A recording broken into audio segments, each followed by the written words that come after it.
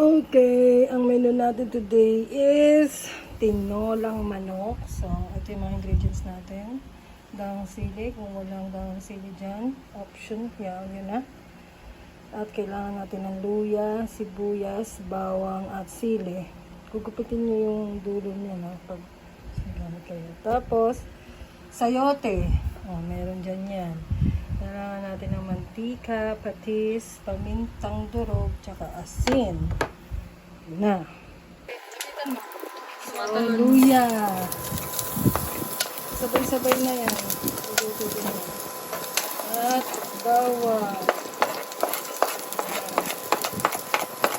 Tutok mo din. Tututin niya lang.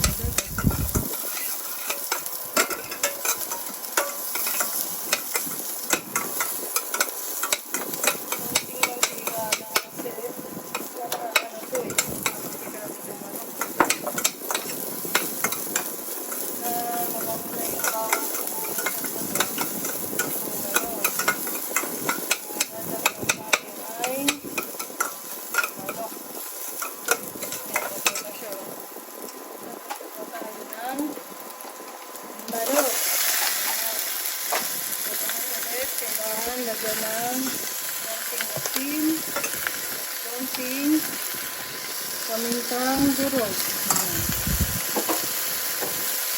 Tapos ay halo-haloin na natin.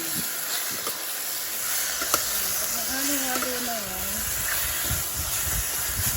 iwanan mo lang ng mga 5 minutes. Takpan mo. Babalikan natin yan.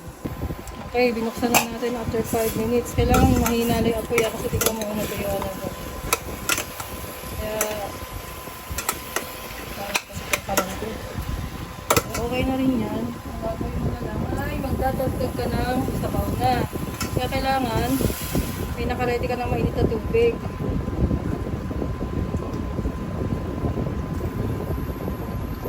May nakaready na akong mainit na tubig. Kaya, lalagay mo na itong sayote. Okay? At kung ka na rin magdadagdag ng patis para magkalasa na. Siguro tama na yung ganyan. Ngayon tayo magdagdag pag mataba. Ayan, pakuluan mo na yan. Pag gumulo na yan, yun namang dahon tsaka sili. Okay, so mga after 10 minutes siguro yan. Ayan, luto na yung gulay. So, pagkaganyan, pwede na natin ilagay ang mga ibang ingredients. Ito na yung gulay.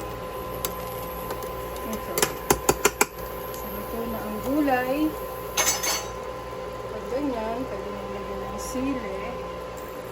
Tapos, ang dahong sili.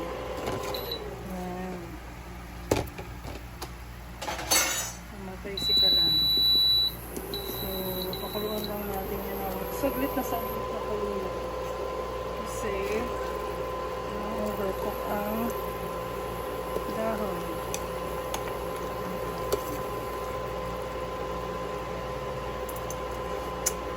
Okay na sa lasa. Very good na.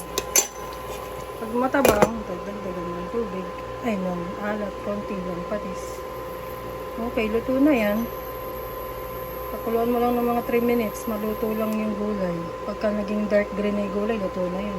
Yun na. Meron ka ng tinola.